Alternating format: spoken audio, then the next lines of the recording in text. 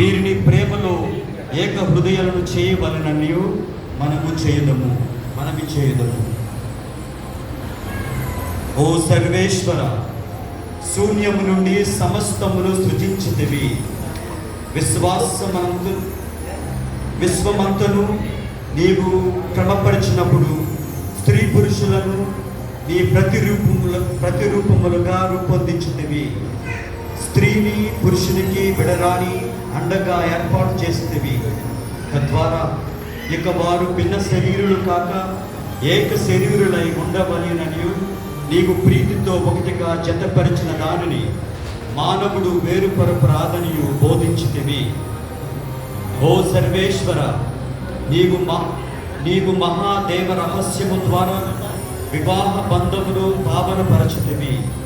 వివాహపు ఒప్పందములో క్రీస్తు స్త్రీ సభల మధ్య గల దివ్య సంస్కారపు బంధమును ముందుగా సూచించితివి. ఓ సర్వేశ్వర, నీవు స్త్రీని పురుషులతో ఐక్యపరిచిన తొలి సహచర్యమును దీవించితివి. నీవు వసగిన ఆశీర్వాదము జన్మ పాపం వలన కానీ జల ప్రళయం వలన కానీ అంతరింపలేదు. వివాహ బంధములో ఐక్యపరపబడిన నీ ఆశీర్వాదము కొరకు ఎదురుచూచు ఈ నీ దాతో వీక్షింపుము. పవిత్రాత్మను వారిపై అనుగ్రహించి వారి హృదయములను ప్రేమతో నింపుము. తత్ఫలితముగా వారు వివాహపు ఒప్పందానుసారము విశ్వాస పాత్రముగా జీవింతురుగాక.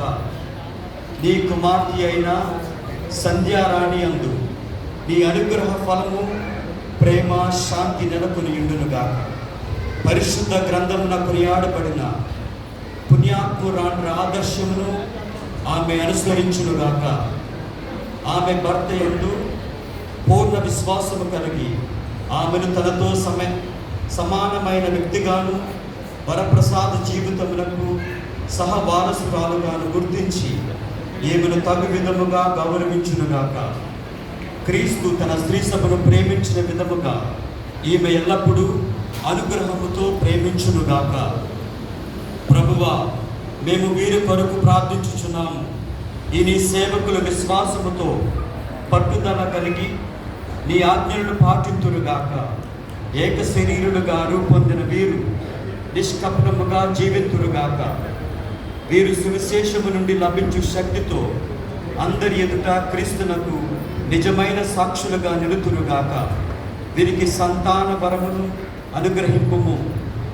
పుణ్యాత్ములైన తల్లిదండ్రుల వలె రుజువర్ధనము కలిగి జీవించి పుత్ర పవిత్రులను చూచి భాగ్యమును వీరికి ప్రసాదింపుము. వీరు ఆశించు దీర్ఘాయుసును పండు జీవితమును వీరికి లభించి జీవితాంతము మోక్ష వాసుల విందులో పాల్గొన భాగ్యము పొందుదురుగాక.